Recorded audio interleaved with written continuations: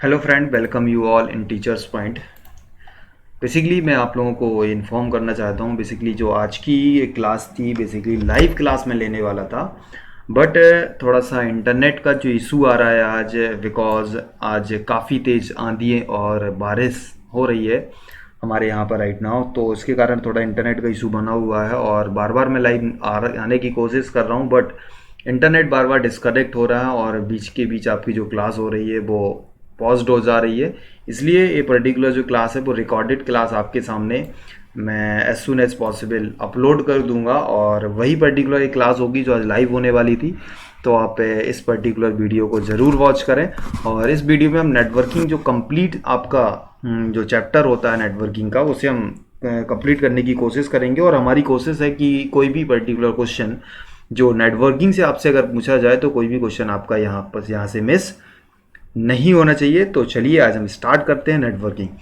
Networking को start करने से पहले सबसे पहले हम जानते हैं कि बेसिकली नेटवर्क क्या होता है। तो नेटवर्क की अगर हम बात करें तो नेटवर्क एक फिजिकल और लॉजिकल मीडिया होता है जिसके थ्रू हम टू एंड मल्टीपल सिस्टम को आपस में एक दूसरे से कनेक्ट करते हैं। और नेटवर्किंग की अगर हम बात करें तो networking is a terminology. Networking एक तरीका है जिसके थ्रू हम टू एंड मल्टीपल सिस्टम को आपस में एक दूसरे से कनेक्ट करते हैं और डेटा या इंफॉर्मेशन को सेंड और रिसीव करते हैं।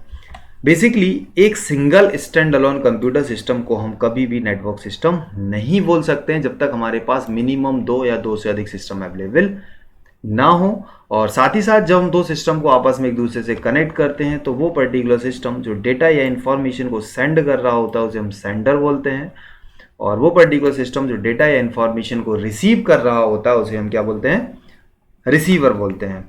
और साथ ही साथ दोनों सिस्टम के बीच में जो मीडियम या माध्यम होता है जिसके थ्रू दो सिस्टम आपस में कनेक्ट होते हैं वो आपका कुछ भी हो सकता है, वायर्ड भी हो सकता है और वायरलेस भी हो सकता है। साथ ही साथ वो डेटा या इंफॉर्मेशन जो हम सेंडर टू रिसीवर ट्रांसमिट करते हैं उसे हम मैसेज या फिर इंफॉर्मेशन भी कहते हैं। आगे अगर हम बात करें तो नेटवर्किंग टर्मिनोलॉजी में आप देखेंगे कि प्रोटोकॉल क्या है। तो प्रोटोकॉल की जो डेफिनेशन होती है, protocol is a set of rules which govern to how to transfer data over a network. कहने का मतलब प्रोटोकॉल कुछ नियमों का समूह होता है जो यह डिफाइन करता है कि दो या दो से अधिक सिस्टम के बीच जो नेटवर्क में डेटा या इंफॉर्मेशन ट्रांसफर होगी वो कैसे होगी और उस पर ओवरऑल जो कंट्रोलिंग होती है वो किसकी होती है, प्रोटोकॉल की। तो यहाँ पर आपने जो नेटवर्किंग कंपोनेंट्स हैं या टर्मिनोलॉजी है उसके बारे में देखा। सेंडर मतलब वो सिस्टम जो डेटा को सेंड करेगा, रिसीवर मतलब वो सिस्टम जो डेटा को रिसीव करेगा। दोनों सिस्टम के बीच एक फिजिकल और लॉजिकल मीडियम जिसके थ्रू डेटा या इंफॉर्मेशन ट्रांसफर होती है उसे हम क्या बोलते हैं, मीडियम या माध्यम। वो पर्टिकुलर डेटा या इंफॉर्मेशन जो सेंडर टू रिसीवर ट्रांसफर होती है उसे हम क्या बोलते हैं, इंफॉर्मेशन। और ओवरऑल जो कंट्रोलिंग होती है उसे हम क्या बोलते हैं, प्रोटोकॉल। इतना उम्मीद है कि आपको समझ में आ गया होगा। आगे अगर हम बात करें तो कुछ नेटवर्किंग डिवाइस है जो एग्जाम के पॉइंट ऑफ व्यू से काफ़ी इंपॉर्टेंट है और बार बार अगर हमें नेटवर्किंग डिवाइस के बारे में पता नहीं है तो आगे आपको काफ़ी प्रॉब्लम हो सकती है। इसलिए इन सारी डिवाइसेस को एक बार हम ओवरव्यू ले लेते हैं। सबसे पहले अगर हम बात करें तो एनआईसी का फुल फॉर्म होता है नेटवर्क इंटरफेस कार्ड।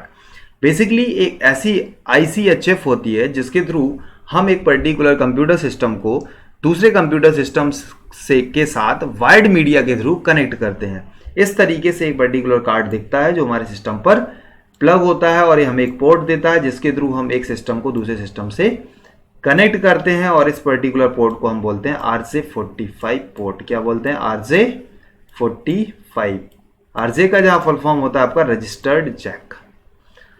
आगे अगर हम बात करें तो बेसिकली हर वो पर्टिकुलर नेटवर्किंग डिवाइस जो इंटरनेट को एक्सेस करवाती है उसका एक फिजिकल एड्रेस होता है और जिस एड्रेस को हम क्या बोलते हैं, मैक एड्रेस। इसके बारे में हम जो डीपली इंफॉर्मेशन है वो आगे की स्लाइड में डिस्कशन करेंगे।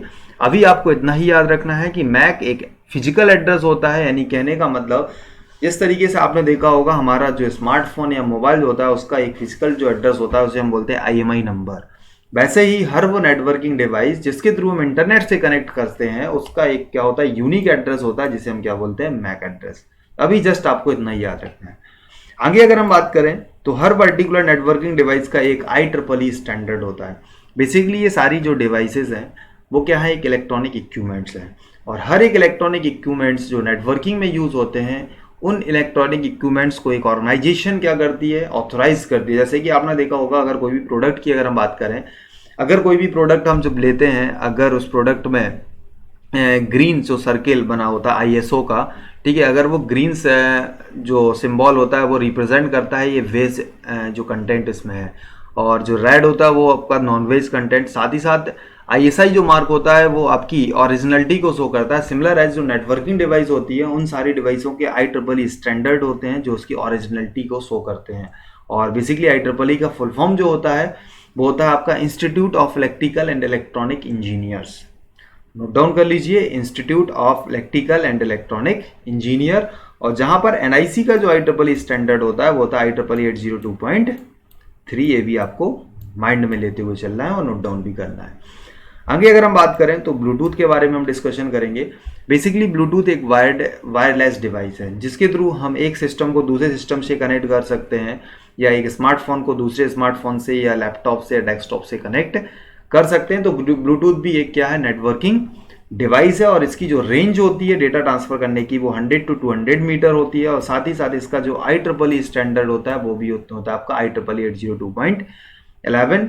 तो IEEE जितने भी स्टैंडर्ड है वो आपको माइंड में लेते हुए चलना है। इस ब्लूटूथ का जो IEEE स्टैंडर्ड है वो IEEE 802.11 है। और इसका भी क्या होता है, मैक एड्रेस होता है, क्योंकि इसके थ्रू भी हम इंटरनेट से कनेक्ट हो सकते हैं। आगे अगर हम बात करें तो आगे जो एक डिवाइस है जिसका नाम है वाईफाई। और वाईफाई कॉमनली यूज होने वाली डिवाइस है। और वाईफाई का जो फुल फॉर्म होता है वो होता है आपका वायरलेस फिडेलिटी। और इस वाईफाई डिवाइस के थ्रू हम क्या करते हैं, नेटवर्क जो बनाते हैं या नेटवर्क का जो फॉर्मेशन करते हैं वायरलेस। जब हमें 2 एंड मल्टीपल सिस्टम को आपस में एक दूसरे से कनेक्ट करना होता है तो उसके लिए जो हम डिवाइस यूज करते हैं जिसे हम क्या बोलते हैं, वाईफाई। और इसकी जो रेंज होती है वो 100, 200 और 500 मीटर अकॉर्डिंग टू जो कंपनीज होती हैं, मैन्युफैक्चरर्स होते हैं, वो अकॉर्डिंग टू कॉन्फ़िगरेशन आपको वाईफाई मार्केट में अवेलेबल करवाती हैं। और हर एक नेटवर्किंग डिवाइस का मैक एड्रेस होता है, तो सिमिलर है वाईफाई का भी क्या होता है, एक मैक एड्रेस होता है। बेसिकली मैक एड्रेस की अगर हम बात करें तो यहाँ पर अगर हम आपको प्रैक्टिकली रिप्रेजेंट करें तो जैसे कि तब देखिएगा, यहाँ पर हम कमांड प्रॉम्प्ट पर जाते हैं और कमांड प्रॉम्प्ट जैसे ही ओपन हो जाता है यहाँ पर हम लिखते हैं ipconfig/all।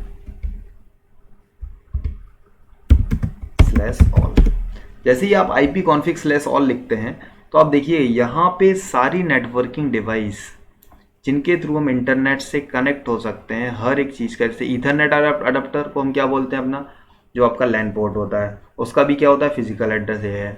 आप आगे देखेंगे वायरलेस लैन यानी वाईफाई का जो फिजिकल एड्रेस है वो आपका ये है, ठीक है। तो जितने भी नेटवर्किंग डिवाइस हैं, हर एक पर्टिकुलर डिवाइस का क्या होता है, एक फिजिकल एड्रेस होता है और इसे हम क्या बोलते हैं, मैक एड्रेस। आगे अगर हम बात करें तो सॉरी, यहाँ पर आपको एक चीज़ भी याद रखना है, इसके जो IEEE स्टैंडर्ड है, IEEE स्टैंडर्ड को अगर वाईफाई के याद रखना है तो इसको आपको एक वर्ड याद रखना पड़ेगा, ABGN, मतलब अब गुड नाइट, अब गुड नाइट। बेसिकली वाईफाई का जो स्टैंडर्ड होता है वो सिमिलर एज ब्लूटूथ होता है, बट इसके सब कैटेगराइज है IEEE 802.11 A, B और G और N, ठीक है। ये आपके सारे किसके स्टैंडर्ड है, वाईफाई के। आगे अगर हम बात करें तो हब की अगर हम बात करें तो हब एक मल्टी पोर्ट रिपीटर की तरह काम करता है और एक ऐसा नेटवर्किंग इक्विपमेंट है जिसके थ्रू हम 2 एंड मल्टीपल सिस्टम को वायर्ड के थ्रू एक दूसरे से कनेक्ट कर सकते हैं, वायर्ड मीडिया के थ्रू कनेक्ट कर सकते हैं। तो बेसिकली हब भी एक नेटवर्किंग डिवाइस है। और आगे अगर हम बात करें स्विच की तो स्विच का नाम भी आपने सुना होगा। हब से बेसिकली हब जो होता था वो 10 to 12 पोर्ट की इसमें आपकी फैसिलिटी होती थी, 10 से 12 सिस्टम को आप आपस में एक दूसरे से जब हमें कनेक्ट करना होता था उसके लिए हब का यूज़ करते थे। तो हब का एक एडवांस जो डिवाइस मार्केट में लॉन्च हुई जिसे हम बोलते हैं स्विच। और बेसिकली जो स्विच होता है वो 24 to 48 पोर्ट का मार्केट में अवेलेबल होता है, 24 से 48 पोर्ट का एक मार्केट में जो स्विच होते हैं वो अवेलेबल होते हैं, ठीक है। तो जो स्विच है वो भी एक नेटवर्किंग डिवाइस है और किसका एडवांस रूप है, हब का। साथ ही साथ स्विच जो होता है वो जितने भी सिस्टम एक स्विच के थ्रू आपस में एक दूसरे से कनेक्ट होते हैं, हर एक पर्टिकुलर सिस्टम की जो मैक एड्रेस होता है वो स्विच अपने अंदर स्टोर कर लेती है और साथ ही साथ उन सिस्टम के बीच में डेटा या इंफॉर्मेशन को ट्रांसफर करती है। बट हब के साथ एक कंडीशन होती है कि हब किसी भी मैक एड्रेस को अपने अंदर स्टोर नहीं करती है। और जब भी हब के थ्रू बने हुए नेटवर्क में जब भी डेटा या इन्फॉर्मेशन ट्रांसफर होती है तो फर्स्ट टाइम जो इन्फॉर्मेशन ट्रांसफर होती है वो नेटवर्क में सारे सिस्टम के पास पहुंच जाती है। इससे इन्फॉर्मेशन क्या हो सकती है, लीक हो सकती है। इसलिए हब को रिप्लेस करके मार्केट में किसको लॉन्च किया गया, स्विच को लॉन्च किया गया। आगे अगर हम बात करें तो आगे हम देखेंगे ब्रिज। ब्रिज बेसिकली जिस तरीके से आप जानते हैं, जब भी हमें दो डिफरेंट लैंड को आपस में कनेक्ट करना होता है तो उसके लिए हम क्या बनाते हैं, ब्रिज बनाते हैं। सिमिलर एज ब्रिज भी एक ऐसी नेटवर्किंग डिवाइस है, जब भी हमें दो डिफरेंट नेटवर्क को आपस में कनेक्ट करना होता है तो उसके लिए जो हम नेटवर्किंग डिवाइस यूज करते हैं उसे हम क्या बोलते हैं, ब्रिज। और बेसिकली ब्रिज दो डिफरेंट नेटवर्क को आपस में कनेक्ट करने के लिए यूज करते हैं। जैसे कि अगर हम बात करें एक लैन नेटवर्क को एक मैन के साथ अगर आपको कनेक्ट करना है तो किसका यूज करेंगे, ब्रिज का यूज करेंगे। एक मैन नेटवर्क को एक मैन नेटवर्क के साथ अगर हम कनेक्ट करना है तो भी हम किसका यूज करेंगे, ब्रिज का यूज करेंगे। तो सिमिलरली आपको याद रखना है, ब्रिज एक ऐसी नेटवर्किंग डिवाइस है जब भी हमें दो असिमिलर या दो डिफरेंट नेटवर्क को आपस में कनेक्ट करना होता है तो हम किसका यूज करते हैं, ब्रिज का यूज करते हैं। आगे अगर हम डिस्कशन करें तो आगे हम देखेंगे राउटर, या इसे हम बोलते हैं router also. Router is the sense, जैसा कि इसका नाम है, रूटर मतलब एक ऐसी डिवाइस जो नेटवर्क में रूट या रास्ता बताती है, उसे हम क्या बोलते हैं, रूटर। एक जब भी हमें एक ग्लोबल नेटवर्क या बड़े नेटवर्क का फॉर्मेशन करना होता है तो एक बड़े नेटवर्क में टू एंड मल्टीपल सिस्टम, यानी जो इनके यहाँ पर सिस्टम या नेटवर्क की जो संख्या होती है काफ़ी ज़्यादा होती है, और इनके बीच जब भी हमें डेटा या इन्फॉर्मेशन को ट्रांसफ़र करना होता है तो उसके लिए हमें एक डिवाइस यूज़ करना होता है जिसे हम बोलते हैं राउटर। और बेसिकली सिंपल सी अगर हम बात करें तो राउटर का जो बेसिक फंडामेंटल ये होता है कि राउटर का काम होता है बेस्ट पाथ सिलेक्शन। क्या होता है, बेस्ट पाथ सिलेक्शन। जैसे कि यहां पर भी लिखा होता है बेस्ट पाथ सिलेक्शन, जो क्या होता है, राउटर की प्रॉपर्टी होती है। यानी राउटर जो काम करता है बेस्ट पाथ सिलेक्शन टेक्नोलॉजी के अकॉर्डिंग काम करता है। और साथ ही साथ ये राउटर्स अपने जो नियरेस्ट सिस्टम होते हैं या नियरेस्ट नेटवर्क में कनेक्ट सिस्टम होते हैं उन सारे सिस्टम के जो आईपी एड्रेस होता है उन्हें स्टोर करके रखती है। और राउटर के अंदर जो टेबल बनी होती है जिसे हम क्या बोलते हैं, आईपी टेबल बोलते हैं। बेसिकली यहाँ पर जो काम होता है वो मैक एड्रेस के बेस पर ना होकर किस बेस पर होता है, आईपी के बेस पर होता है। जिसे आईपी को अगर हम बात करें तो इनके बारे में हम आगे भी देखेंगे। आईपी का फुल फॉर्म होता है इंटरनेट प्रोटोकॉल।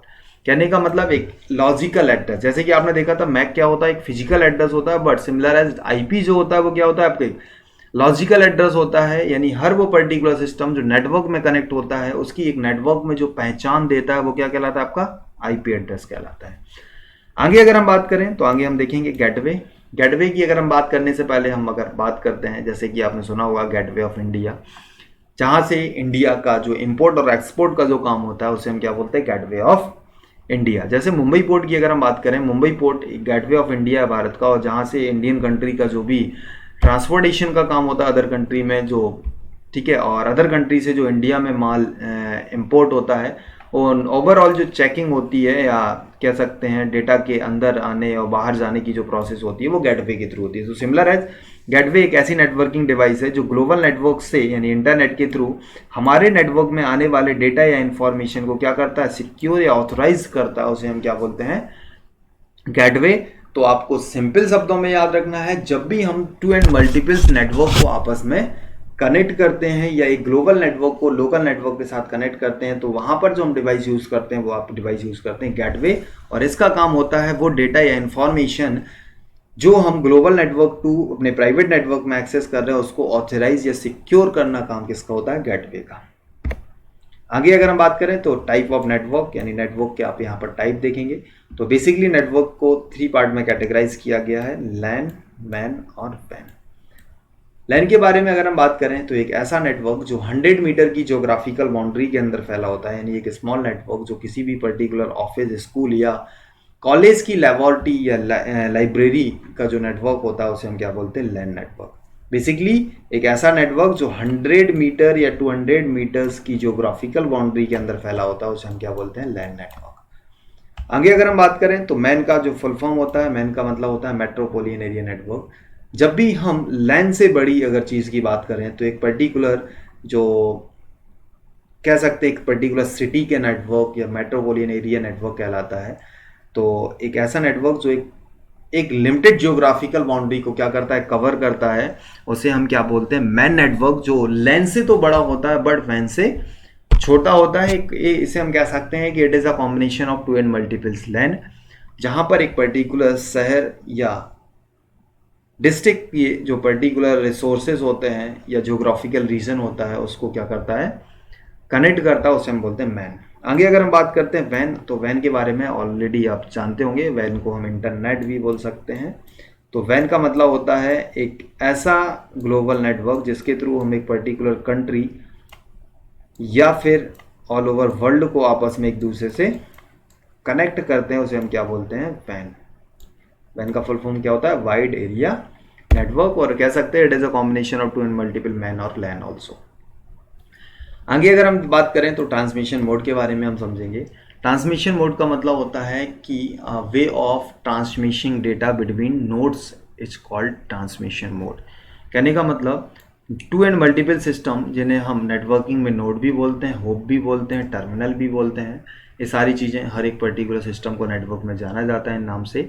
तो जब भी हम दो पर्टिकुलर सिस्टम के बीच डेटा या इन्फॉर्मेशन को ट्रांसफ़र करते हैं तो कितने तरीके होते हैं जिनके थ्रू हम डेटा या इन्फॉर्मेशन को ट्रांसफ़र कर सकते हैं, और उन्हीं को हम क्या बोलते हैं, ट्रांसमिशन मोड बोलते हैं। बेसिकली ट्रांसमिशन मोड या डेटा या इन्फॉर्मेशन को दो सिस्टम के बीच हम तीन तरीके से भेज सकते हैं। पहला होता है आपका सिंप्लेक्स, दूसरा आपका हाफ डुप्लेक्स और तीसरा आपका फुल डुप्लेक्स। सिंप्लेक्स की अगर हम बात करें तो एक ऐसा ट्रांसमिशन मोड जहां पर वन वे कम्युनिकेशन होता है, यानी एक ही सेंडर होता है और एक ही रिसीवर होता है, और सेंडर का काम डेटा या इन्फॉर्मेशन को सेंड करना होता है और रिसीवर का काम डेटा या इन्फॉर्मेशन को रिसीव करना होता है। यहाँ जो रिसीवर होता है वो सेंडिंग का काम नहीं कर सकता और जो सेंडर होता है वो रिसीविंग का काम नहीं कर सकता। ऐसे मोड को हम क्या बोलते हैं, सिंप्लेक्स मोड। नॉर्मली एग्जाम्पल के थ्रू हम समझने की कोशिश करते हैं। रेडियो का अगर बात करें तो रेडियो में आपने देखा होगा जो रेडियो एक्सचेंज होता है वो रेडियो सिग्नल को ब्रॉडकास्ट करता है और हम उस पर्टिकुलर फ्रिक्वेंसी के सिग्नल को एक्सेस करते हैं और एक पर्टिकुलर 92.4 बिग एफएम या माई एफएम को क्या करते हैं, लिसन करते हैं। तो कहने का मतलब जो रेडियो स्टेशन होती है वहाँ पर सेंडर की तरह काम कर रहा है और जो रिसीवर की तरह काम कर रहा है वो हम कर रहे हैं जो हम रेडियो स्टेशन को सुन रहे हैं। यहाँ पर जो रेडियो स्टेशन है वो डेटा को रिसीव नहीं कर सकती और हम क्या है, हम डेटा को सेंड नहीं कर सकते। यानी यहाँ पर आपका क्राइटेरिया फिक्स है कि सेंडर सेंडिंग ही करेगा डेटा को और रिसीवर डेटा को रिसीव करेगा। तो ये आपका फर्स्ट मोड हो गया सिंप्लेक्स। एग्जाम्पल आप काफ़ी इंपॉर्टेंट है, आपको याद रखना है, रेडियो, टेलीविजन और फैक्स मशीन, ये तीनों किसकी तरह काम करती हैं, आपका सिंप्लेक्स के तरीके से काम करती है। क्योंकि काफ़ी टाइम बाय टाइम एग्जाम में पूछा जा चुका है कि which of the following are the example of simplex mode. तो वहाँ पर जो आपके चार ऑप्शन होते हैं उनमें से कहीं ना कहीं आपको रेडियो, टेलीविजन या फैक्स मशीन जरूर देखने के लिए मिलती है। आगे अगर हम बात करें तो हाफ डुप्लेक्स की बात करें। हाफ डुप्लेक्स का मतलब होता है एक ऐसा ट्रांसमिशन मोड जहां पर दो सिस्टम आपस में डेटा या इंफॉर्मेशन को ट्रांसफर करते हैं और हर सिस्टम एज अ सेंडर और एज अ रिसीवर की तरह जहां काम करता है उसे हम क्या बोलते हैं, हाफ डुप्लेक्स। यानी हाफ डुप्लेक्स में आप समझ लीजिए कि एक ऐसा ट्रांसमिशन मोड जहां पर each and every system as a sender और एज अ रिसीवर दोनों तरीके से जहां पर काम करते हैं उसे हम क्या बोलते हैं, हाफ डुप्लेक्स मोड। आप देखते हैं कि आपने एग्जाम्पल में देख रहेंगे कि वायरलेस और जो वॉकी टॉकी होते हैं वो डेटा या इन्फॉर्मेशन को सेंड भी करते हैं और रिसीव भी करते हैं, लेकिन जब सेंड कर रहे होते हैं तब डेटा को रिसीव नहीं कर सकते हैं और जब रिसीव कर रहे होते हैं जब डेटा को सेंड नहीं कर सकते हैं। कहने का मतलब एक ऐसा ट्रांसमिशन मोड जहां पर टू वे कम्युनिकेशन पॉसिबल है but at a time one way communication जहां पर पॉसिबल है उसे हम क्या बोलते हैं, हाफ डुप्लेक्स। कहने का मतलब अगर एक सिस्टम डेटा को सेंड कर रहा है तब वो डेटा को रिसीव नहीं कर सकता, अगर वो सिस्टम डेटा को रिसीव कर रहा है तब सेंड नहीं कर सकता, बट वो सिस्टम सेंडिंग और रिसीविंग दोनों कर सकता है बट एट अ टाइम या तो सेंडिंग या रिसीविंग। ऐसे ट्रांसमिशन मोड को हम क्या बोलेंगे, हाफ डुप्लेक्स मोड। और इसमें एग्जाम्पल जो है आपका वायरलेस या फिर वॉकी टॉकी, काफ़ी इंपॉर्टेंट चीज़ें हैं आपको आज पढ़ाई जा रही हैं, तो आप इन एग्जाम्पल को जरूर याद रखिएगा कि सिंप्लेक्स मोड के कौन कौन से एग्जाम्पल हैं, हाफ डुप्लेक्स मोड के कौन कौन से एग्जाम्पल हैं, फुल डुप्लेक्स मोड के। लास्ट आपका जो ट्रांसमिशन मोड होता है जिसे हम बोलते हैं फुल डुप्लेक्स मोड, मतलब एक ऐसा ट्रांसमिशन मोड जहां पर each and every system sending और रिसीविंग दोनों तरीके से काम करता है और सिस्टम सेंडिंग और रिसीविंग दोनों का काम एक साथ भी पॉसिबल है जहां पर करना, उसे हम क्या बोलते हैं, फुल डुप्लेक्स। आपने देखा था हाफ डुप्लेक्स में सेंडिंग और रिसीविंग कर तो रहा था सिस्टम, लेकिन जब सेंडिंग कर रहा था तब रिसीव नहीं कर सकता, तो जब रिसीव कर रहा था तब सेंड नहीं कर सकता। लेकिन फुल डुप्लेक्स एक ऐसा ट्रांसमिशन मोड होता है, अगर डेटा को आप सेंड भी कर रहे हैं एक साथ तो डेटा को आप रिसीव भी कर सकते हैं। जैसे कि आप अगर बात करें, जब भी हम वीडियो कॉन्फ्रेंसिंग करते हैं स्मार्टफोन के थ्रू, तो आप देखते हैं आपकी वॉइस जो सामने वाले तक जाती है और सामने वाले की जो इमेज होती है वो आप वॉच कर रहे होते हैं, और आपका जो रियल वीडियो होता है वो सामने वाला वॉच कर रहा होता है। यानी इसमें एट अ टाइम सेंडिंग भी होती है और एट अ टाइम रिसीविंग होती है। साथ ही साथ आप देख रहे होंगे जब आप कॉलिंग करते हैं, यानी ऑन फ़ोन जब कॉलिंग करते हैं तब भी आपका डेटा सेंड और रिसीव एट अ टाइम होता है। यानी जो फुल डुप्लेक्स है उसके अंतर्गत स्मार्टफोन या लैंडलाइन कम्युनिकेशन दोनों चीज़ें आती हैं। तो यहाँ तक आपका कंप्लीट हुआ ट्रांसमिशन मोड। आगे हम देखेंगे नेटवर्क मीडिया। बेसिकली जैसा कि हमने डिस्कशन किया था कि वो पर्टिकुलर फिजिकल और लॉजिकल पाथ जिसके थ्रू हम डेटा या इंफॉर्मेशन को एक पर्टिकुलर सिस्टम से दूसरे सिस्टम तक ट्रांसफर करते हैं उसे हम क्या बोलते हैं, मीडिया या माध्यम बोलते हैं। तो नेटवर्किंग मीडिया में आप देखेंगे बेसिकली टू टाइप्स के आपके नेटवर्किंग मीडिया हैं। पहला आपका वायर्ड और दूसरा आपका वायरलेस। वायर्ड मीडिया का अगर हम बात करें तो वायर्ड मीडिया को हम सिक्योर या गाइडेड मीडिया भी बोलते हैं, और वायरलेस मीडिया को हम अनगाइडेड या अनसिक्योर मीडिया भी बोलते हैं। बेसिकली गाइडेड मीडिया के अंतर्गत जो आप केबल्स पढ़ेंगे, twisted pair cable, coaxial cable और फाइबर ऑप्टिकल केबल, ये 3 टाइप्स की केबल नेटवर्क को वायर्ड मीडिया के थ्रू क्रिएट करने के लिए यूज़ की जाती हैं। और वायरलेस में अगर हम बात करें, रेडियो वेव, माइक्रोवेव और इंफ्रारेड। बेसिकली ये तीनों जो आपकी वेव्स होती हैं वो इलेक्ट्रोमैग्नेटिक वेव, मतलब EMV, इलेक्ट्रोमैग्नेटिक वेव की ही एग्जाम्पल है।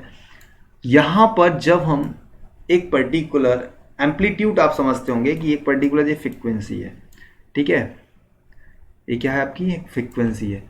कहने का मतलब जिसका आयाम या एम्पलीट्यूड जितना अधिक होगा उसकी जो वेवलेंथ होगी वो उतनी क्या होगी, कम होगी।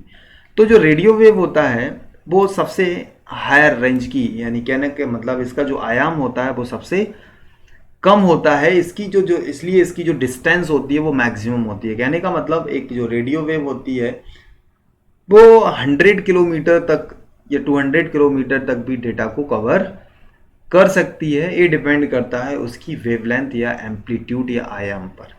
तो बेसिकली रेडियो वेव या इलेक्ट्रोमैग्नेटिक वेव के ही ये सारे एग्जाम्पल हैं, और जो सनलाइट वो होती है वो इलेक्ट्रोमैग्नेटिक वेव होती है और उसके थ्रू डेटा या इन्फॉर्मेशन को ट्रांसफ़र किया जाता है। तो वायरलेस जो कम्युनिकेशन होता है उसमें रेडियो वेव, माइक्रोवेव और इंफ्रारेड का हम यूज़ करते हैं।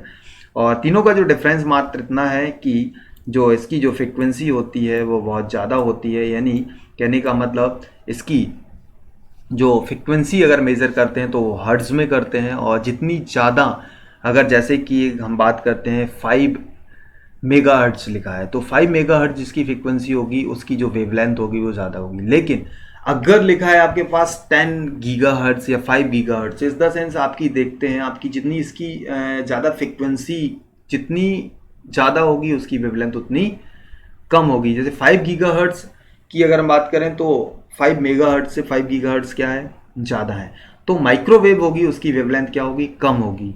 यानी ये तीनों डिक्रीजिंग फॉर्मेट में है। जो रेडियो वेव होती है उसकी वेवलेंथ क्या होती है, बड़ी होती है, उससे कम जो होती है माइक्रोवेव की होती है, और सबसे कम होती है आपकी इंफ्रारेड की। जो हम खास तौर पे जो अपना टेलीविज़न का जो रिमोट होता है वो किस पर वर्क करता है, इंफ्रारेड पर काम करता है। और जो आपका मोबाइल सिग्नल्स होते हैं वो किस पर काम, या रेडियो जो आपके सिग्नल्स होते हैं वो रेडियो वेव पर काम करते हैं। माइक्रोवेव की अगर हम बात करें तो जब आपको लो डिस्टेंस पर डेटा या इन्फॉर्मेशन को ट्रांसफ़र करना होता है तो हम किसके यूज़ करते हैं, माइक्रोवेव का।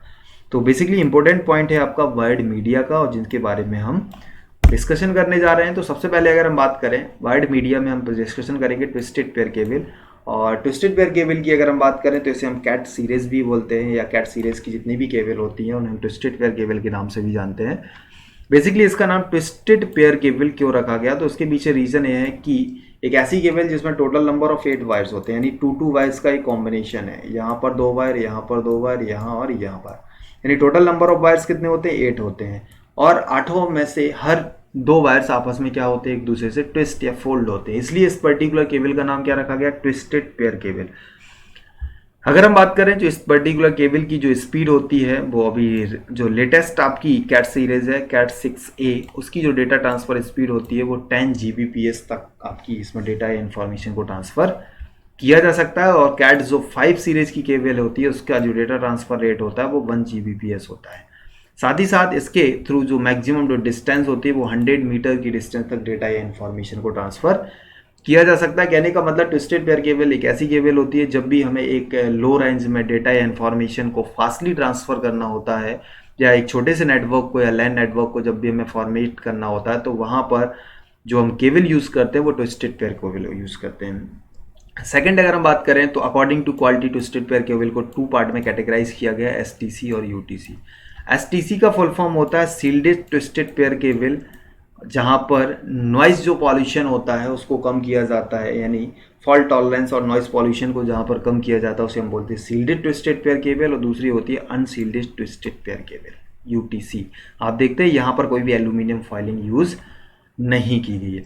साथ ही साथ अकॉर्डिंग टू मैकेनिज्म अगर हम बात करें या यूज के अकॉर्डिंग हम बात करें तो एक और इंपॉर्टेंट डिफरेंस आपके सामने यहाँ पर आ जाता है कि ट्विस्टेड पेयर केबल का यूज अकॉर्डिंग टू डिवाइस हम कैसे करते हैं कि जब भी हमें दो सिमिलर डिवाइस को आपस में कनेक्ट करना होता है। कहने का मतलब ये हुआ, जब भी आप एक कंप्यूटर को दूसरे कंप्यूटर के साथ कनेक्ट करेंगे तो वहां पर जो हम ट्विस्टेड पेयर केबल का जो टाइप यूज करेंगे वो होगा आपका स्ट्रेट केबल।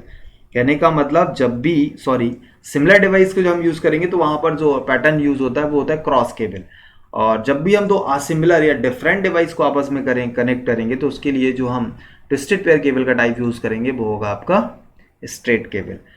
तो आपको याद रखना है कि when we connect to similar device then we will use a type of twisted pair cable that's called cross cable, and two different device के लिए जब हम यूज करते हैं तो वहां पर हम कौन सी केबल करते हैं, ट्विस्टेड पेयर का स्ट्रेट केबल। ये काफी इंपॉर्टेंट है, जो टेक्निकल ऑफिसर के एग्जामिनेशन होते हैं यहाँ पर ये डिफिकल्ट क्वेश्चन पूछे जा सकते हैं आपसे। आगे अगर हम बात करें तो आप आगे डिस्कशन करेंगे कोएक्सियल केबल। बेसिकली जो टेलीविजन का जो वायर होता है उसे हम क्या बोलते हैं, कोएक्सियल केबल बोलते हैं। और एक कोएक्सियल केबल जो अकॉर्डिंग टू यूज 3 टाइप्स की आपकी मार्केट में अवेलेबल होती हैं, 10-2, 100-2 और 1000-2। मतलब कहने का मतलब एक ऐसी केबल जिसकी डेटा ट्रांसफर स्पीड 10 Mbps तक होती है, यानी मैक्सिमम जो है वो 10 Mbps तक है, उसे हम क्या बोलते हैं 10-2 कोएक्सियल केबल। और जिसकी डेटा ट्रांसफर स्पीड 100 Mbps तक होती है, यानी कह सकते हैं कि 1 Mbps to 100 Mbps, उसे हम क्या बोलते हैं 100-2 ट्विस्ट कोएक्सियल केबल। और जिसकी 1000 तक होती है उसे हम क्या बोलते हैं 1000-2 कोएक्सियल केबल। तो कोएक्सियल केबल भी अकॉर्डिंग टू टाइप है, और इसे हम बोलते हैं नॉर्मल, इसे हम बोलते हैं फास्ट, और इसे हम गीगाबिट बोलते हैं। बेसिकली जो कोएक्सियल केबल है इसका यूज़ हम बस, जब आगे जाके हम बस टोपोलॉजी के बारे में डिस्कशन करेंगे तो बस टोपोलॉजी में जो हम सेंट्रलाइज केबल के रूप में यूज़ करते हैं उसे हम क्या बोलते हैं कोएक्सियल केबल। और इसके थ्रू हम जो मैक्सिमम जो रेंज होती है 1 किलोमीटर से 5 किलोमीटर तक की रेंज में डेटा या इन्फॉर्मेशन को स्मूथली ट्रांसफ़र कर सकते हैं। और इसकी जो डेटा ट्रांसफ़र स्पीड होती है वो as comparison then twisted pair काफ़ी ज़्यादा होती है, यानी इसकी जो स्पीड होती है अप टू Gbps भी हो सकती है। आगे अगर हम बात करें तो आगे आप देखेंगे फाइबर ऑप्टिकल केबल कुछ इस तरीके से दिखती है। आप देख रहे होंगे इसमें जो ये फाइबर्स के पाइप दिए गए हैं जिसके थ्रू डेटा या इन्फॉर्मेशन को ट्रांसफ़र किया जाता है। और जब भी हमें मैक्सिमम या हाई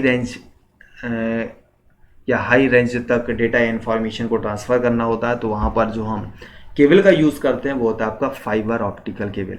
बेसिकली इनमें फाइबर के काफ़ी जो पाइप्स होते हैं, उन पाइप्स के बीच ऑप्टिकल वेव या लाइट के थ्रू डेटा या इन्फॉर्मेशन को ट्रांसफ़र किया जाता है, और वैक्यूम मीडियम होता है। और आपने देखा होगा जब हम वैक्यूम में लाइट को ट्रांसमिट करते हैं तो उसकी जो डेटा ट्रांसफ़र स्पीड होती है वो क्या होती है, ज़्यादा होती है। As per the physics concept आपने देखा होगा कि निर्वात में जो प्रकाश की चाल होती है वो सबसे ज़्यादा होती है, और इसी मैकेनिज्म को कौन यूज़ करता है, फाइबर ऑप्टिकल केबल। इसके लिए इसकी डेटा ट्रांसफ़र स्पीड जो होती है वो Gbps पर सेकंड होती है।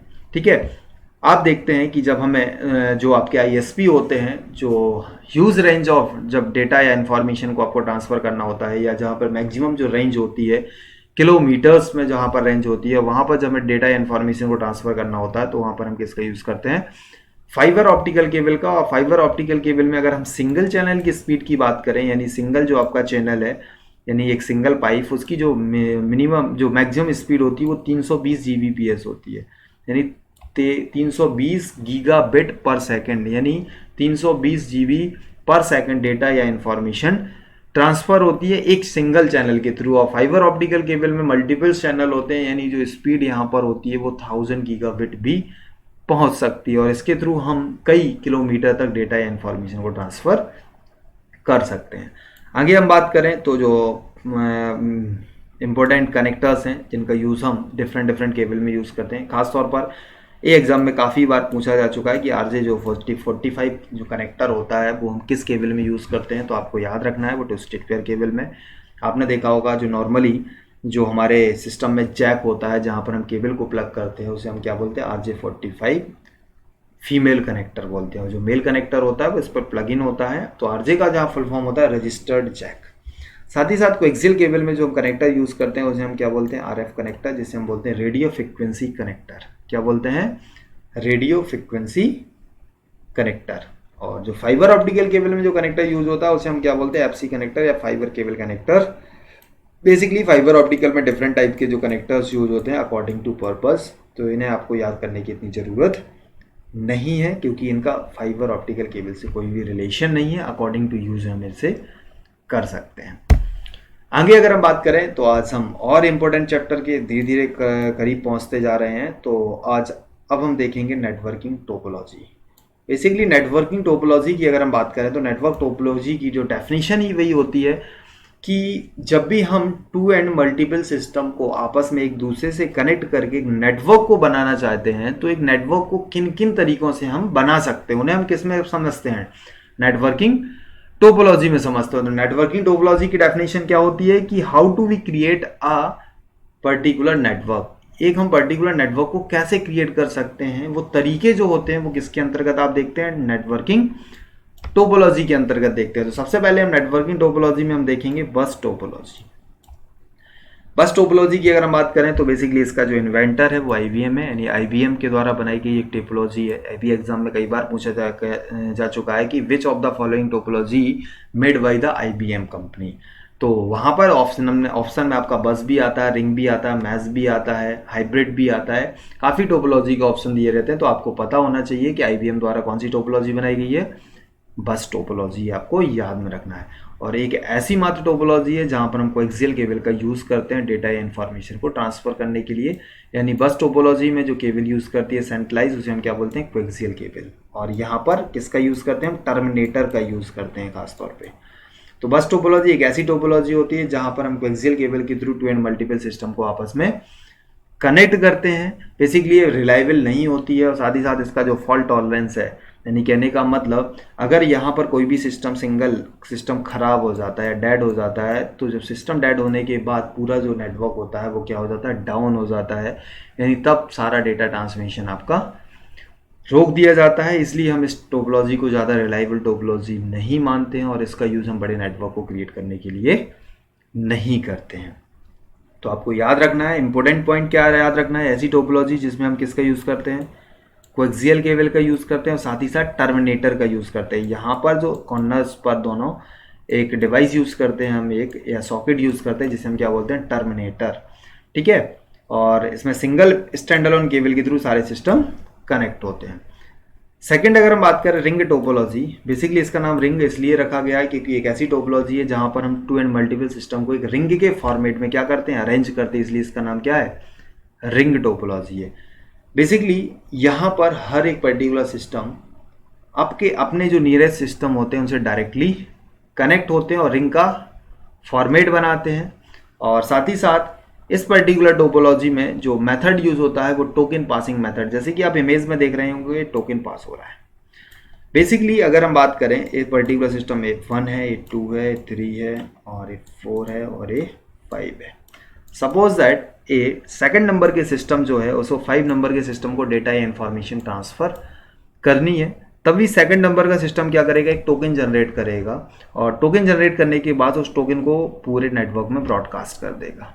अब उस टोकन में लिखा क्या होगा, उस पर्टिकुलर सिस्टम का मैक एड्रेस जिसके साथ वो कम्युनिकेशन एस्टैब्लिश करना चाहता है। अब इसने कम्युनिकेशन एस्टैब्लिश करने के लिए टोकन इशू कर दिया और टोकन नेटवर्क में जब मूव होगा तो वो पर्टिकुलर डिवाइस जिसके साथ इसका जो मैक एड्रेस है वो मैच करेगा, वो उस टोकन को क्या कर लेती है, एक्सेप्ट कर लेती है। और जैसे ही ये टोकन कहाँ पहुंचेगा, 5 नंबर के सिस्टम के पास पहुंचेगा, 5 नंबर का सिस्टम इस टोकन को एक्सेप्ट कर लेगा। इससे अब सेकंड और 5 के बीच में एक डायरेक्ट लिंक क्रिएट हो जाएगी और आपस में डेटा या इंफॉर्मेशन का ट्रांसमिशन होने लगेगा। और तब तक के लिए जो थर्ड और फोर्थ नंबर के सिस्टम है वो डेडलॉक की कंडीशन में चले जाएंगे, यानी किसी भी डेटा या इंफॉर्मेशन को ट्रांसमिट उस समय पर नहीं कर सकते हैं। तो उसे हम क्या बोलते हैं, रिंग टोपोलॉजी। तो रिंग टोपोलॉजी की जो एडवांटेज हैं, बेसिकली जो रिंग टोपोलॉजी की एडवांटेज तो खास हम कुछ नहीं कह सकते हैं, लेकिन ये कह सकते हैं कि एक ऐसी टोपोलॉजी रिलायबल होती है और साथ ही साथ ये बहुत ही चीप होती है। बस और रिंग टोपोलॉजी बहुत ही चीप होती है। और साथ ही साथ एक टेक्नोलॉजी अगर हम बात करें, आपसे पूछा जा सकता है कि कौन सी एक ऐसी टोपोलॉजी है जो टोकन पासिंग मेथड के थ्रू डेटा को सेंड या रिसीव करती है, उसे हम क्या बोलते हैं, रिंग टोपोलॉजी। तो बहुत इंपॉर्टेंट पॉइंट आपको याद रखना है कि रिंग टोपोलॉजी एक ऐसी टोपोलॉजी होती है जो टोकन पासिंग मेथड को फॉलो करती है। साथ ही साथ इस टोपोलॉजी में सारे सिस्टम एक सर्कुलर फॉर्मेट में आपस में कनेक्ट होते हैं और डेटा या इंफॉर्मेशन को ट्रांसमिट करते हैं। डिसएडवांटेज क्या है कि रिंग टोपोलॉजी के थ्रू जब दो सिस्टम के बीच में कनेक्शन एस्टैब्लिश होता है और ट्रांसमिशन हो रहा होता है, उस समय बीच में जो आने वाले सारे सिस्टम जो होते हैं वो डेडलॉक की कंडीशन में पहुंच जाते हैं और डेटा या इंफॉर्मेशन को ट्रांसफर नहीं कर सकते हैं। आगे अगर हम बात करें तो आगे हम देखेंगे स्टार टोपोलॉजी, और ये सबसे रिलायबल टोपोलॉजी है और खास तौर पे इसका यूज़ हम जो बड़े बड़े नेटवर्क होते हैं उनको क्रिएट करने में करते हैं। तो स्टार टोपोलॉजी एक ऐसी टोपोलॉजी होती है जहां पर हम एक सेंट्रलाइज डिवाइस का यूज़ करते हैं एक नेटवर्क को बनाने के लिए, और इस सेंट्रलाइज डिवाइस के रूप में हम हब या स्विच का यूज़ भी कर सकते हैं, हम स्विच का भी यूज़ कर सकते हैं। ठीक है, तो एक ऐसी टोपोलॉजी जहां पर हमें जब भी टू एंड मल्टीपल सिस्टम को आपस में एक दूसरे से कनेक्ट करना होता है तो उसके लिए हम एक सेंट्रलाइज डिवाइस का यूज़ करते हैं जो हब या स्विच होती है और जो काफ़ी रिलायबल होती है। साथ ही साथ यहाँ पर अगर कोई भी सिस्टम खराब हो जाता है तो उसका नेटवर्क पर कोई भी इफेक्ट नहीं पड़ता। सपोज दैट ये सिस्टम आपका डेड हो गया तो ये चार सिस्टम भी आपस में डेटा या इंफॉर्मेशन को ट्रांसफर कर सकते हैं। और साथ ही साथ हर सिस्टम के जो डेड हो जाता है उसका जो इंडिकेटर की जो लाइट होती है वो क्या हो जाती है, डाउन हो जाती है, बंद हो जाती है। तो आप इजीली से आप इसे प्लग आउट कर सकते हैं और नए सिस्टम से रिप्लेस कर सकते हैं। यानी एक ऐसी टोपोलॉजी जिसमें हम फॉल्ट को इजीली से फाइंड आउट कर सकते हैं और इस प्रॉब्लम को सॉर्ट आउट भी कर सकते हैं। साथ ही साथ काफ़ी रिलायबल होती है और इसकी डेटा ट्रांसफर स्पीड भी फास्ट होती है। इसका डिसएडवांटेज हम ये बोल सकते हैं कि अगर सेंट्रलाइज्ड डिवाइस अगर फॉल्ट हो जाती है तो पूरा नेटवर्क क्या हो सकता है, डाउन हो सकता है, बट ये बहुत कम पॉसिबल होता है। आगे अगर हम बात करें तो मैश टोपोलॉजी, और मैश टोपोलॉजी को जैसे ही हमारे दिमाग में आता है तो मैश टोपोलॉजी एक ऐसी टोपोलॉजी होती है जो सबसे फास्टेस्ट टोपोलॉजी बोली जाती है। कहने का मतलब एक ऐसी टोपोलॉजी जो सबसे फास्टेस्ट होती है। और ये फास्टेस्ट क्यों होती है, क्योंकि इस टोपोलॉजी में हर जो सिस्टम होता है वो एक दूसरे से डायरेक्टली इंटरकनेक्ट होता है। कहने का मतलब आप देख रहे होंगे यहाँ पर नोड 1 2 3 4 5 जितने भी सिस्टम एक दूसरे से डायरेक्टली कनेक्ट है। 5 वाला सिस्टम 2 से भी कनेक्ट है, 1 से भी कनेक्ट है, 4 से भी कनेक्ट है और 3 से भी कनेक्ट है।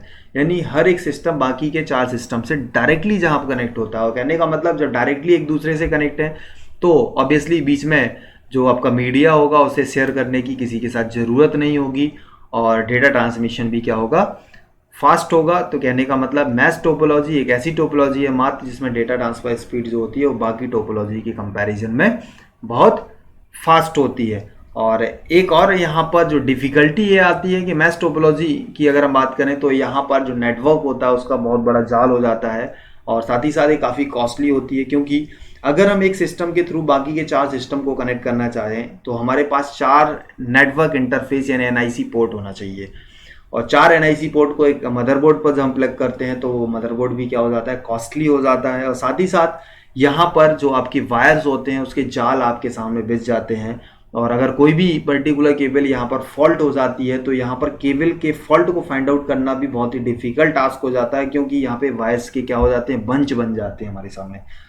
और साथ ही साथ नेटवर्क में अगर हम मैश टोपोलॉजी की बात करें तो यहाँ पर जब भी हमें टोटल नंबर ऑफ वायर्स को काउंट करना होता है, सपोज दैट अगर हम बात करें तो हमें अगर 20 सिस्टम के एक नेटवर्क को क्रिएट करना है तो 20 सिस्टम के जब नेटवर्क को क्रिएट करेंगे तो अगर हमें अनुमानित वायर्स की ज़रूरत पड़े तो हमें कितना वायर लेना चाहिए। तो इसको फाइंड आउट करने के लिए हम क्या कर सकते हैं कि जितने नंबर ऑफ सिस्टम वायर्स जो होते हैं उसे हम n से रिप्रेजेंट करते हैं, तो जितने टोटल नंबर ऑफ सिस्टम हमारे पास होते हैं। सपोज दैट यहाँ पर 5 सिस्टम है तो 5 सिस्टम है तो 5 हम n की वैल्यू क्या होगी 5 और 5 में से एक अगर माइनस कर देंगे तो 4 होगा और डिवाइड बाई 2, तो 5 4 जा 20, 20 डिवाइड बाई 2, यानी टोटल नंबर ऑफ जो वायर्स यहाँ पर यूज होंगे वो कितने होंगे 10। यानी मैश टोपोलॉजी में जब हमें total number of wires find out करना होता है तो हम उसके लिए किसका यूज़ करते हैं, एक फार्मूले का यूज़ करते हैं। बेसिकली एनसीआर का एक फार्मूला है जो हम परमिटेशन या कॉम्बिनेशन में यूज़ करते हैं, तो जिसे हम बोलते हैं n(n-1/2).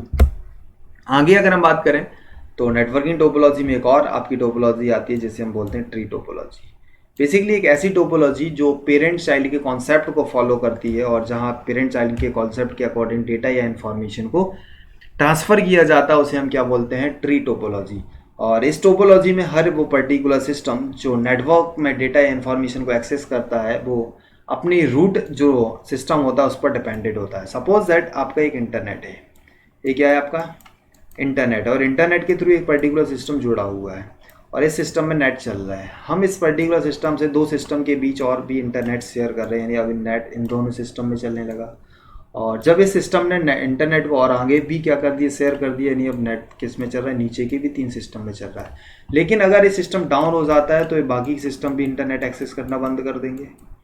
और साथ ही साथ अगर रूट सिस्टम डाउन हो जाता है तो पूरे नेटवर्क में इंटरनेट बंद हो जाएगा। कहने का मतलब एक ऐसी टोपोलॉजी जो पेरेंट और चाइल्ड के कॉन्सेप्ट को फॉलो करती है और हर वो particular child system parent system पर डिपेंडेड होते हैं, और अगर कोई भी पेरेंट सिस्टम क्या हो जाता है, डाउन हो जाता है, तो उसका जो चाइल्ड या कह सकते हैं जो क्लाइंट नोड्स होते हैं वो क्या हो जाते हैं, डाउन हो जाते हैं। और ऐसी टोपोलॉजी हमको हम क्या बोलते हैं, ट्री टोपोलॉजी बोलते हैं। और इस टोपोलॉजी में हम कह सकते हैं कि किसी भी टोपोलॉजी या अनदर टोपोलॉजी को भी ऐड कर सकते हैं, बहुत ही रिलायबल होता है। लेकिन यहाँ पर जो सबसे बड़ी प्रॉब्लम होती है वो ये होती है कि यहाँ पर सारे सिस्टम अपने रूट सिस्टम या रूट नोड पर डिपेंड होते हैं। आगे अगर हम बात करें तो hybrid topology is the sense, एक सिंपल शब्दों में आप समझने की कोशिश करेंगे। हाइब्रिड का मतलब होता है combination of 2 and multiple topology. यानी अभी तक हमने जितनी टोपोलॉजी पढ़ी है, अगर इन टोपोलॉजी में से अगर हम 2 या 3 टोपोलॉजी को आपस में एक दूसरे से कनेक्ट करते हैं, ठीक है, तो उसे हम क्या बोलेंगे, हाइब्रिड टोपोलॉजी। और खासतौर पे हाइब्रिड टोपोलॉजी का यूज जब भी हमें एक बड़े नेटवर्क को क्रिएट करना हो, वैन या मैन नेटवर्क को क्रिएट करना हो, तब हम 2 एंड मल्टीपल टोपोलॉजी को आपस में इंटरकनेक्ट कर सकते हैं, तो उसे हम क्या बोलेंगे, हाइब्रिड। जैसे कि आप यहाँ पर देख रहे हैं ये पर्टिकुलर बस नेटवर्क है और ये पर्टिकुलर रिंग नेटवर्क है और साथ ही साथ नीचे क्या है, स्टार नेटवर्क। अब इन तीनों नेटवर्क को हमने आपस में कनेक्ट कर दिया और आपस में तीनों नेटवर्क में डेटा या इन्फॉर्मेशन शेयर हो रही है, तो ऐसे पर्टिकुलर टोपोलॉजी को हम क्या बोलेंगे, हाइब्रिड टोपोलॉजी।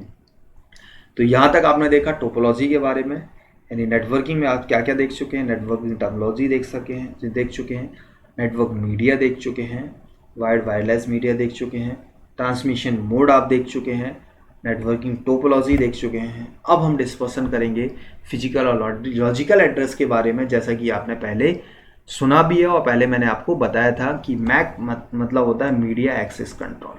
बेसिकली ये क्या होता है, एक फिजिकल एड्रेस होता है, मतलब कहने का मतलब हर पर्टिकुलर नेटवर्किंग डिवाइस जिसके थ्रू हम इंटरनेट को एक्सेस कर सकते हैं उसका एक फिजिकल एड्रेस होता है जिसे कोई भी यूज़र चेंज नहीं कर सकता है और जिसे मैन्युफैक्चरर्स द्वारा ऑलरेडी इनबिल्ट आईसी में किया जाता है, उसे हम क्या बोलते हैं, मैक एड्रेस।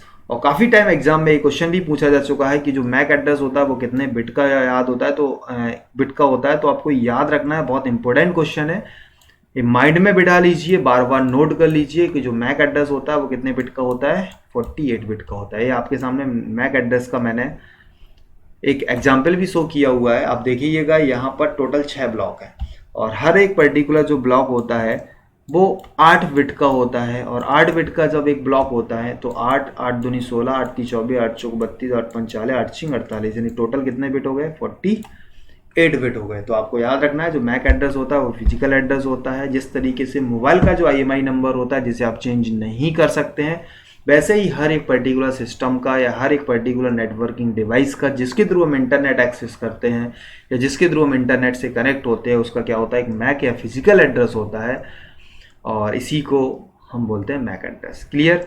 अगर हमें किसी सिस्टम का मैक एड्रेस देखना है, फिजिकल एड्रेस देखना है, तो इसके पहले मैं बता चुका हूँ, डायरेक्टली कमांड प्रॉम्प्ट हो जाइएगा, CMD टाइप करिएगा और उसमें टाइप आप करेंगे ipconfig/all, तो आप देखेंगे वहाँ पर जितनी भी नेटवर्किंग डिवाइस है सबके फिजिकल और लॉजिकल एड्रेस आपके सामने आ जाएंगे, और फिजिकल एड्रेस को हम बोलते हैं मैक एड्रेस ऑल्सो।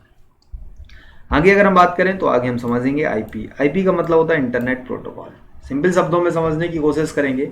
आपने देखा होगा हर वो सिस्टम जो इंटरनेट पर कनेक्ट होता है, अगर हमें उसे यूनिकली आइडेंटिफाई करना हो तो अपन किसका यूज करते हैं, मैक एड्रेस का। लेकिन अगर एक सिस्टम नेटवर्क में कनेक्ट होता है तो हमें उसको एक लॉजिकल एड्रेस प्रोवाइड करना है जिसके थ्रू हम उसे नेटवर्क में पहचान सकते हैं, तो हम उसे क्या बोलते हैं, आईपी एड्रेस। आईपी का फुल फॉर्म होता है इंटरनेट प्रोटोकॉल।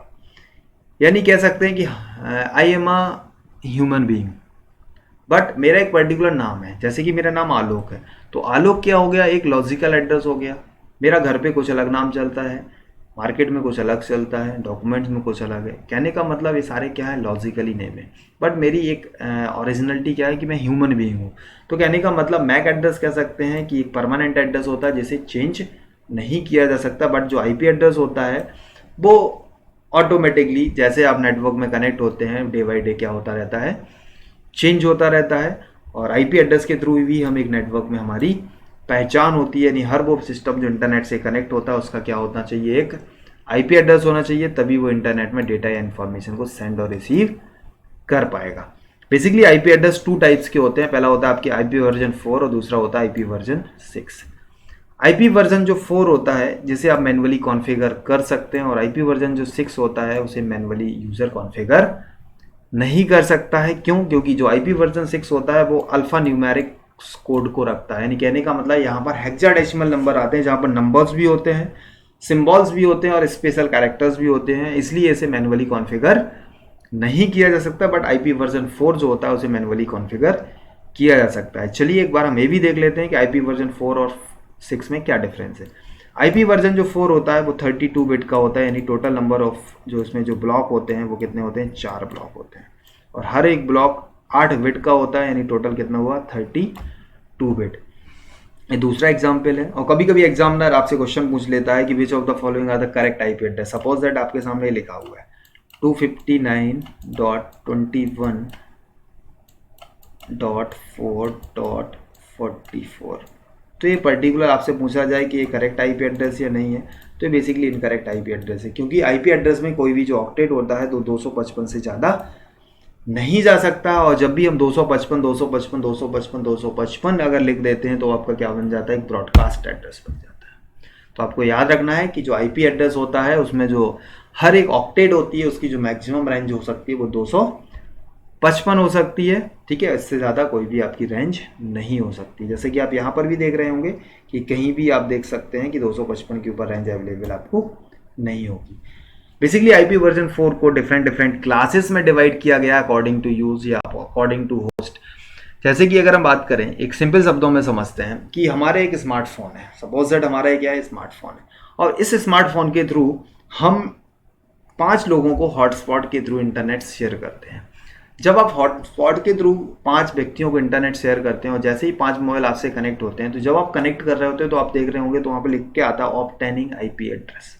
यानी जब हमारे सिस्टम मोबाइल के साथ जब 5 लोग कनेक्ट होंगे तो इन 5 लोगों को जो आईपी एड्रेस असाइन करेगा वो कौन सा सिस्टम करेगा, यानी हमारा स्मार्टफोन करेगा। कहने का मतलब जब हमें जितने भी आईपी की रेंज की ज़रूरत होती है, कितने नंबर ऑफ आईपी सिस्टम को आपस में कनेक्ट करना होता है, तो इसके अकॉर्डिंग हम किसका यूज़ करते हैं, क्लासेस का यूज़ करते हैं। और classes basically A B C और जो डी है वो पब्लिक यूज़ के लिए होती है, यानी हमारे लिए यूज़ होती हैं। और जो क्लास ई होती है जिसे हम रिजर्व एड्रेस के नाम से भी जानते हैं, वो खासतौर पर डीआरडीओ या स्पेशल रिसर्च सेंटर्स यूज़ करते हैं, या फिर इंडिया की जो बेस्ट पर्सनालिटी होती है, कॉन्स्टिट्यूशनल पर्सनालिटी यूज़ करती हैं, उन्हें हम बोलते हैं रिजर्व एड्रेस। तो बेसिकली जो इनका जो रेंज होती है वो आपको रेंज यहाँ से ऐसे याद रखना है कि 0 से लेकर 127 तक की जो रेंज होती है वो होती है क्लास ए की, और 128 से 191 तक की जो रेंज होती है वो होती है क्लास बी की, और 192 से जो 223 तक की रेंज होती है वो होती है क्लास सी की, और 224 से 239 तक की जो रेंज होती है वो क्लास डी की होती है। तो इस तरीके से आपको ए बी सी और डी ये तीनों या चारों जो आईपी एड्रेस की रेंज है वो याद रखना है। क्लास ए की जो रेंज होती है 0 से लेकर 127, क्लास बी की 128 से 191, क्लास जो सी होता है वो 192 से 223, और क्लास जो डी होता है वो 224 से 239 तक होता है, और 240 से 247 आपके रिजर्व एड्रेस होते हैं जो स्पेशल रिसर्च सेंटर्स के लिए यूज़ होते हैं। आईपी वर्जन 6 की बात करें, आईपी वर्जन 6 में जैसा कि आपसे डिस्कशन किया था कि हेक्साडेसिमल नंबर और सिंबल्स को कंटेन करके रखता है और टोटल कितने बिट्स का होता है, 128 बिट का। दो चीज़ें आपको यहाँ पर बहुत इंपॉर्टेंट याद रखना है कि जो मैक एड्रेस है वो कितने बिट का होता है, 48 बिट का होता है। आईपी एड्रेस होता है वो 2 टाइप्स का होता है, आईपी वर्जन 4 और 6। आईपी वर्जन जो 4 होता है वो 32 बिट का होता है और आईपी वर्जन जो 6 होता है वो 128 बिट का होता है। क्लियर। और साथ ही साथ आईपी की जो रेंज अगर याद रख लो तो दैट्स गुड कि क्लास ए बी सी और डी की जो रेंज क्या होती है। जैसा कि आपने देखा, आप स्क्रीनशॉट भी ले सकते हैं और इसे मेमोराइज भी कर सकते हैं। चलिए तो हम आगे बढ़ते हैं। आगे अब हम देखेंगे ओएसआई मॉडल। ओएसआई का बेसिकली फुल फॉर्म होता है ओपन सिस्टम इंटरकनेक्शन। बेसिकली इस पर्टिकुलर मॉडल को 1987 में आईएसओ यानी इंटरनेशनल स्टैंडर्ड ऑर्गेनाइजेशन द्वारा इन्वेंट किया गया था। बेसिकली आईएसओ द्वारा इस मॉडल को बनाने का जो पर्पस था वो ये जानना था कि नेटवर्क में डेटा या इन्फॉर्मेशन या ग्लोबल नेटवर्क में जो डेटा या इन्फॉर्मेशन होती है वो कैसे ट्रांसफ़र होती है। हम एक ईमेल के थ्रू मेल सेंड करते हैं, कैसे sender to receiver mail transfer होता है। हम एक फ़ाइल को डाउनलोड करते हैं, कैसे एक डिज़ायर या डेस्टिनेशन सर्वर से जो फाइल उठकर आती है हमारे सिस्टम पर सेव हो जाती है। इन सारी चीज़ों को समझने के लिए आईएसओ ने एक मॉडल तैयार किया 1987 में और इस मॉडल को हम क्या बोलते हैं, ओएसआई मॉडल बोलते हैं। इस ओएसआई मॉडल में बेसिकली 7 लेयर आर्किटेक्चर होता है, यानी 7 लेयर्स होती हैं और हर एक लेयर का एक डिफरेंट काम होता है और इन सारी चीज़ों को हम एक एक करके डिस्कशन करेंगे। ये बहुत ही इंपॉर्टेंट चीज़ है, तो इन सारी चीज़ों के आपको टच में रहना बहुत कंपलसरी है और आप हर एक चीज़ को बेटर तरीके से तभी समझ पाएंगे जब कॉन्स्टेंटली आप इस पर्टिकुलर वीडियो को वॉच करेंगे। बेसिकली 7 लेयर होती हैं, इन 7 लेयर को हम कैसे याद रख सकते हैं, तो इसके लिए एक सिंपल सा मैंने एक ट्रिक आपके सामने रखी हुई है और ये ट्रिक जो है वो ट्रिक में लिखा हुआ है, प्लीज़ डू नॉट टच सब्जी पराठा अचार।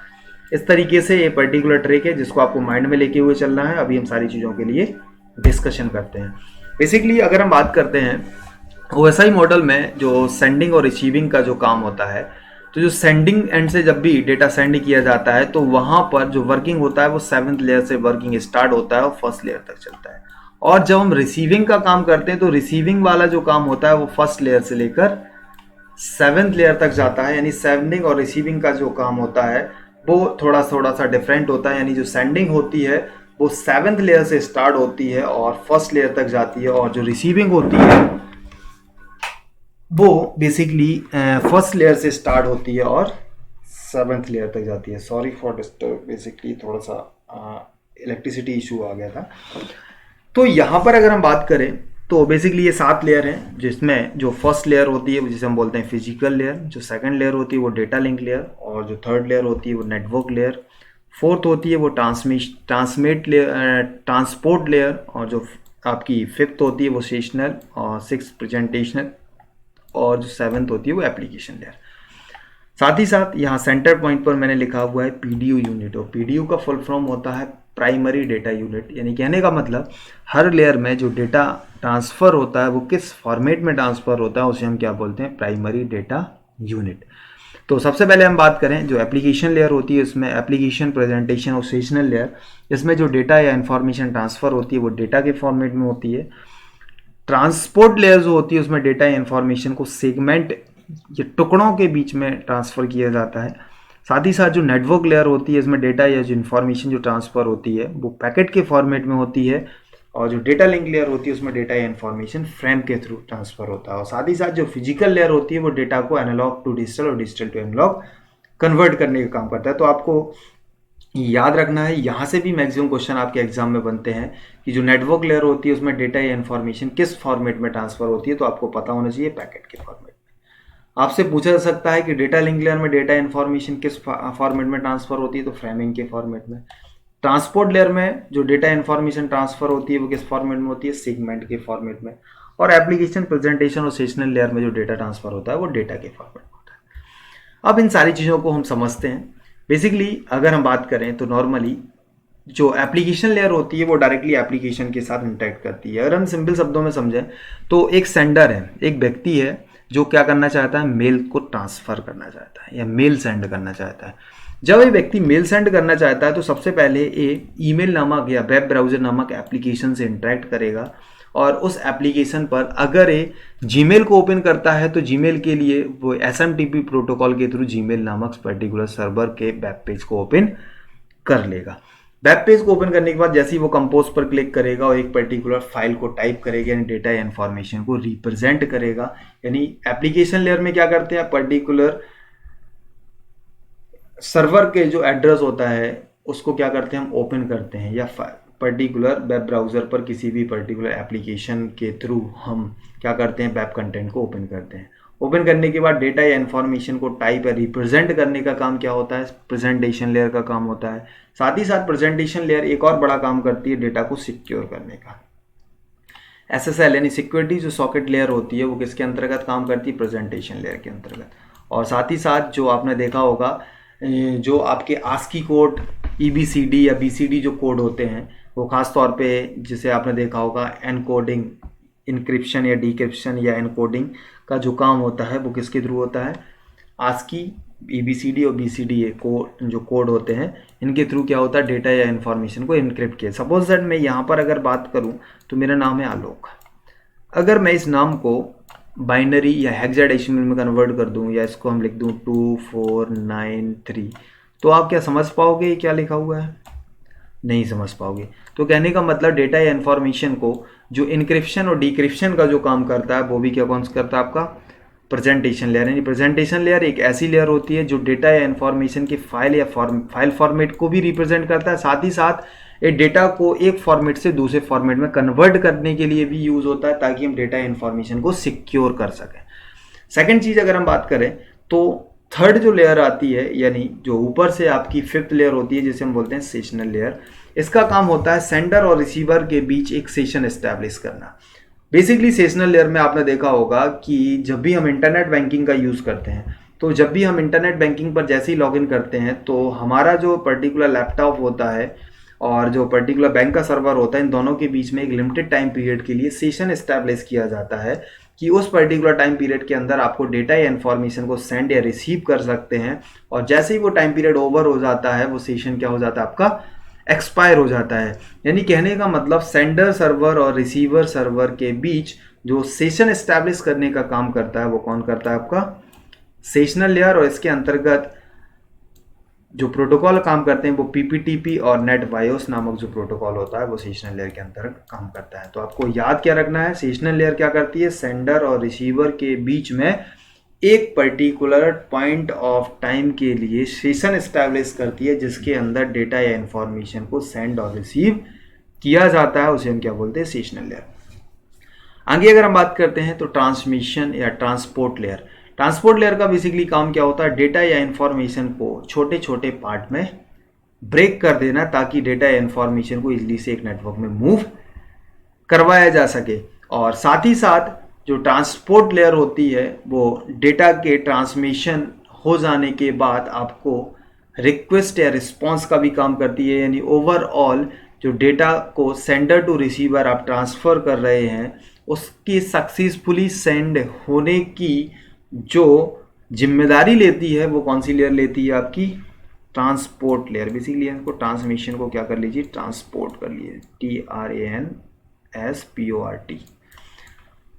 यानी सेंडर और रिसीवर के बीच में डेटा के सक्सेसफुली सेंड होने की जो रिस्पॉन्सिबिलिटी लेता है वो कौन सी लेयर लेती है, आपकी ट्रांसपोर्ट लेयर। और साथ ही साथ ये डेटा या इंफॉर्मेशन को छोटे छोटे पार्ट में ब्रेक कर देती है जिसे हम क्या बोलते हैं, सेगमेंट। आगे अगर हम बात करें नेटवर्क लेयर, नेटवर्क लेयर कहने का मतलब ये सारा काम अभी तक एक कंप्यूटर सिस्टम के अंदर हो रहा था, और जैसे ही नेटवर्क लेयर पर डेटा पहुंचता है, यानी इस पर यहाँ पर जो काम होता है वो क्या होता है, जो भी आपने सेगमेंटेड डेटा या इंफॉर्मेशन सेंड की है उस डेटा के आगे और पीछे हेडर और ट्रेलर इंफॉर्मेशन को ऐड कर देना। कहने का मतलब हेडर का मतलब होता है वो पर्टिकुलर सिस्टम जिसके थ्रू डेटा या इंफॉर्मेशन को सेंड किया जा रहा है उसका IP एड्रेस हेडर के अंदर दिया जाता है, और ट्रेलर के अंदर वो पर्टिकुलर सिस्टम जहां पर डेटा को रिसीव होना है, यानी रिसीवर का जो IP एड्रेस होता है वो किसके अंदर होता है, ट्रेलर। यानी कहने का मतलब नेटवर्क लेयर एक ऐसी लेयर होती है जहां पर सेगमेंटेड डेटा को पैकेट के फॉर्मेट में कन्वर्ट किया जाता है और हेडर और ट्रेलर इंफॉर्मेशन ऐड की जाती है। जहां पर हेडर का काम होता है सेंडर के आईपी एड्रेस को होल्ड करना और ट्रेलर का काम होता है रिसीवर के आईपी एड्रेस।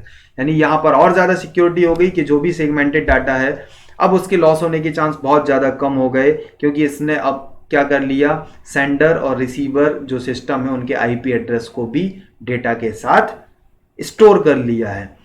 आगे अगर हम बात करें, नेटवर्क लेयर का एक दूसरा भी काम होता है कि बेस्ट पाथ सिलेक्शन, यानी इसके अंतर्गत एक जो डिवाइस काम करती है जिसे हम क्या बोलते हैं रूटर, और रूटर का काम क्या होता है कि बेस्ट पाथ यानी किस पर्टिकुलर बेस्ट रूट के थ्रू सेंडर टू डेस्टिनेशन हम डेटा या इंफॉर्मेशन को ट्रांसफर कर सकते हैं। तो नेटवर्क लेयर ने आपका बेस्ट पाथ सिलेक्शन का भी काम करती है। अभी नेटवर्क लेयर में हमने आईपी एड्रेस को ऐड किया, आगे आप चलेंगे जैसे ही हम जाएंगे डेटा लिंक लेयर पर।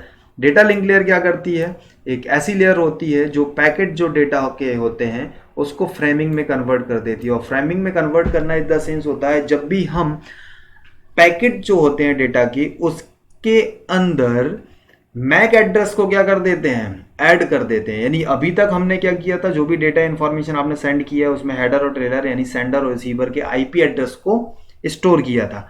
अब हम उसी पर्टिकुलर डेटा में क्या कर देंगे, सेंडर और रिसीवर के मैक एड्रेस को यानी फिजिकल यानी कंप्यूटर या मशीन के एड्रेस को जब हम उस पर्टिकुलर डेटा के साथ ऐड कर देंगे तो उसे हम क्या बोलते हैं, फ्रेमिंग। यानी डेटा लिंक लेयर जो होती है वो फ्रेमिंग का काम करती है। यानी यहाँ पर जो मैक एड्रेस होता है उसको क्या किया जाता है, डेटा या इंफॉर्मेशन के साथ ऐड कर दिया जाता है। यानी अब आपके डेटा के लॉस होने के चांस और भी कम हो गए। आगे चल के जैसे ही डेटा फिजिकल लेयर पर पहुंचता है, और फिजिकल लेयर क्या करती है, अभी तक सारे काम एक कंप्यूटर सिस्टम के अंदर था, और जैसे ही अब ये डेटा नेटवर्क से निकलने के लिए यानी मीडियम में जैसे ही पहुंचेगा, पहुंचने से पहले जो फिजिकल लेयर होगी इस पर्टिकुलर डेटा को एनालॉग में कन्वर्ट करेगी, क्योंकि कंप्यूटर एक इलेक्ट्रॉनिक डिवाइस है जहां पर डेटा या इन्फॉर्मेशन पर टोटल जो काम होता है वो डिजिटली यानी 0 और 1 के फॉर्मेट में होता है। और जब भी डेटा नेटवर्क में मूव करता है तो वो एनालॉग फॉर्मेट में होता है, और इस एनालॉग फॉर्मेट में कन्वर्ट जो करने का काम कौन करेगा, वो करेगी आपकी फिजिकल लेयर। और यहाँ पर एक डिवाइस काम करती है जिसे हम बोलते हैं मॉडेम। क्या बोलते हैं, मॉडेम। मॉडेम का फुल फॉर्म होता है मॉड्यूलेशन और डीमॉड्यूलेशन, यानी एनालॉग टू डिजिटल और डिजिटल टू एनालॉग जो कन्वर्जन का काम करती है वो क्या करती है आपकी मॉडेम। जैसे ही ये डेटा डिजिटल से एनालॉग में कन्वर्ट हुआ, यानी आपका वायर्ड और वायरलेस मीडिया में डेटा मूव होते हुए रिसीविंग एंड पर फिजिकल लेयर पर पहुंचता है, और रिसीविंग एंड की जो फिजिकल लेयर पर जो मॉडेम होती है इसे डिजिटल में फिर से कन्वर्ट कर देती है। अब जो आपने फ्रेमिंग के थ्रू जो भी पर्टिकुलर मैक एड्रेस ऐड किया था उसे चेक करने का काम कौन करता है, डेटा लिंक लेयर। और जैसे ही डेटा लिंक लेयर पर ये पहुंचता है रिसीविंग एंड पर, इस पर्टिकुलर जो मैक एड्रेस होता है उसे क्या कर दिया जाता है, हटा दिया जाता है डेटा से। जैसे ही फिर नेटवर्क लेयर पर डेटा पहुंचेगा और नेटवर्क लेयर पर उसके आईपी एड्रेस को ओपन कर दिया जाएगा, हटा दिया जाएगा। और जैसे ही ट्रांसपोर्ट लेयर पर डेटा पहुंचेगा तो वो पर्टिकुलर डेटा जिससे आपने छोटे छोटे पार्ट में ब्रेक कर दिया है उसे रीअसेंबल करने का जो काम करेगा वो कौन करेगा, ट्रांसपोर्ट लेयर। और जैसे ही डेटा सेशन लेयर पर पहुंचेगा और सेशन लेयर क्या करेगा, ऑटोमेटिकली उस डेटा को रिसीव कर लेगा, और रिसीव करने के बाद जैसे ही हम उस पर क्लिक करेंगे आपके सामने डेटा इंफॉर्मेशन ओपन हो जाएगी। और ओपन हो जाएगी, ओपन कहाँ पर होगी, किसी ना किसी वेब ब्राउजर या एप्लीकेशन पर, और डेटा आपको सक्सेसफुली रिसीव हो जाएगा। तो एक पर्टिकुलर जो प्रोसेस थी वो कैसी थी, वो ऐसा ही मॉडल की थी। यहाँ पर कुछ इंपॉर्टेंट डिवाइस और हमने बेसिकली प्रोटोकॉल्स को लिखा हुआ है जिसके बारे में हम जान लेते हैं, और खासतौर पे इनकी जो फुल फॉर्म होते हैं वो एग्जाम के पॉइंट ऑफ व्यू से बहुत इंपॉर्टेंट है, तो आप इन चीज़ों को भी नोट डाउन करते जाइएगा। बेसिकली HTTP और HTTPS की अगर हम बात करें तो एक वेब प्रोटोकॉल होते हैं जिसका यूज़ किसी भी वेबसाइट या वेब सर्वर के कंटेंट को एक्सेस करने के लिए किया जाता है। जब हम अनसिक्योर कंटेंट को अपने वेब ब्राउज़र पर एक्सेस करते हैं तो उसे हम बोलते हैं HTTP प्रोटोकॉल, जहाँ पर कोई भी कंपलसरी नहीं होता है कि सारे कंटेंट्स आपके सामने क्या होंगे, सिक्योर्ड होंगे। लेकिन जब भी हम किसी भी सिक्योर ट्रांजेक्शन को करते हैं तो वहाँ पर जो प्रोटोकॉल काम करता है वो करता है आपका HTTPS। आगे अगर हम बात करें तो FTP का फुल फॉर्म होता है फाइल ट्रांसफर प्रोटोकॉल। जब भी हम किसी वेब ब्राउजर के थ्रू फाइल को डाउनलोड, अपलोड या IDM या अदर एप्लीकेशन का यूज़ करके फाइल को डाउनलोड या अपलोड करते हैं तो वहाँ पर जो प्रोटोकॉल रिस्पॉन्सिबल होता है वो कौन सा होता है, आपका FTP। SMTP की अगर हम बात करें तो SMTP का फुल फॉर्म होता है आपका सिंपल मेल ट्रांसफर प्रोटोकॉल। क्या होता है, सिंपल मेल ट्रांसफर प्रोटोकॉल, मतलब एक ऐसा प्रोटोकॉल जो खास तौर पर मेल जो सर्वर होता है उसको कॉन्फ़िगर करने के लिए यूज़ करते हैं हम जिस प्रोटोकॉल का, उसे हम क्या बोलते हैं, SMTP। आगे अगर हम बात करें तो डीएनएस, डीएनएस का फुल फॉर्म होता है डोमेन नेमिंग सर्वर। बेसिकली आपको पिछली जो क्लास यूआरएल की जब हुई थी तब मैंने आपसे डिस्कशन किया था वहां पर कि हर एक पर्टिकुलर सिस्टम जैसे नेटवर्क में कनेक्ट होता है उसकी एक पहचान होती है, जैसे हम क्या बोलते हैं आईपी एड्रेस। लेकिन हर वो पर्टिकुलर सर्वर, जैसे हम गूगल के सर्वर को अगर ओपन करते हैं तो गूगल के सर्वर का भी एक क्या होगा, आईपी एड्रेस होगा। और बेसिकली उस आईपी एड्रेस के बेस पर हम गूगल को एक्सेस अगर करें तो हर यूजर, मुझे नहीं लगता है कि हर यूजर उस आईपी एड्रेस को याद रख पाएगा। तो हम क्या करते हैं, एक आईपी एड्रेस को बेसिकली एक नाम के साथ क्या कर देते हैं, मर्ज कर देते हैं। हमने उस आईपी एड्रेस के को भी मर्ज कर दिया एक नाम के साथ, जैसे हम क्या बोलते हैं गूगल। जब हम गूगल के साथ उसे मर्ज कर देते हैं, अब व्यक्ति गूगल जब सर्च करेगा तो वो पर्टिकुलर आईपी एड्रेस को सर्च करेगा और गूगल के पेज को आपके सामने ओपन कर देगा। तो डीएनएस एक ऐसा प्रोटोकॉल होता है जो आईपी को नाम में और नेम को आईपी में कन्वर्ट करता है। वो क्या होता है, डीएनएस यानी डोमेन नेमिंग सर्वर या सिस्टम। बेसिकली एप्लीकेशन लेयर पर जो डिवाइस काम करती हैं, जो नॉर्मली से एक एप्लीकेशन है यानी वेब ब्राउज़र या अदर कोई भी एप्लीकेशन जिसके थ्रू हम इंटरनेट कंटेंट को एक्सेस करते हैं। साथ ही साथ जो डिवाइस यूज़ होती है वो होती है आपकी गेटवे। गेटवे का मतलब एक ऐसी डिवाइस जो वेब कंटेंट को फिल्टर या ऑथराइज करने का काम करती है, उसे हम क्या बोलते हैं, गेटवे। आपने अभी इसी पर्टिकुलर क्लास में पहले देखा था जब हमने नेटवर्किंग डिवाइस के बारे में डिस्कशन किया था। आगे अगर हम बात करें, जेपीईजी का फुल फॉर्म होता है ज्वाइंट पिक्चर एक्सपर्ट ग्रुप, जो बेसिकली एक जो पिक्चर्स होती है उसका फॉर्मेट होता है। पीडीएफ के बारे में आप जानते हो कि पोर्टेबल डॉक्यूमेंट फाइल, और डीओसी का मतलब डॉक्यूमेंट। एसएसएल का फुल फॉर्म होता है सिक्योरिटी सॉकेट लेयर, जो बेसिकली डेटा या इन्फॉर्मेशन को सिक्योर करने का काम करती है। आस्की का फुल फॉर्म होता है American standard code for information interchange. Basically आपको बताया गया था प्रेजेंटेशन लेयर में हम डेटा इन्फॉर्मेशन को प्रेजेंट करते हैं। अगर हम ईमेल पर टाइप कर रहे हैं तो टेक्स्ट में करेंगे, अगर हम अपलोड कर रहे हैं एक इमेज को तो हम जेपीजी में करेंगे, पीडीएफ को कर रहे हैं तो पीडीएफ में ही करेंगे, अगर डॉक्यूमेंट फाइल को कर रहे हैं तो डॉक्यूमेंट में करेंगे। यानी प्रेजेंटेशन लेयर में हम क्या करते हैं, डेटा या इन्फॉर्मेशन को रिप्रेजेंट करते हैं। सेशनल लेयर में हम क्या करते हैं, सेंडर और रिसीवर के बीच में सेशन एस्टेब्लिश करते हैं। Point two point transfer protocol या टर्मिनल प्रोटोकॉल जो होता है वो सेंडर और रिसीवर के बीच में point two point connection establish करता है एक पर्टिकुलर टाइम पीरियड के लिए, और उसी टाइम पीरियड के लिए आपका सेंडिंग और रिसीविंग का काम कंप्लीट होता है। तो उसको कौन काम करता है, point two point transfer protocol या नेट वायर।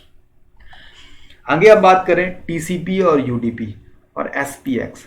बेसिकली आपको बताया गया था कि ट्रांसपोर्ट लेयर एक ऐसी लेयर होती है जो डेटा के सक्सेसफुली सेंड होने के लिए रिस्पॉन्सिबल होती है, और सक्सेसफुली जो अगर डेटा सेंड होता है तो उसके लिए जो रिस्पॉन्सिबल प्रोटोकॉल होता है वो होता है टीसीपी, जिसे हम बोलते हैं ट्रांसफर कंट्रोल प्रोटोकॉल।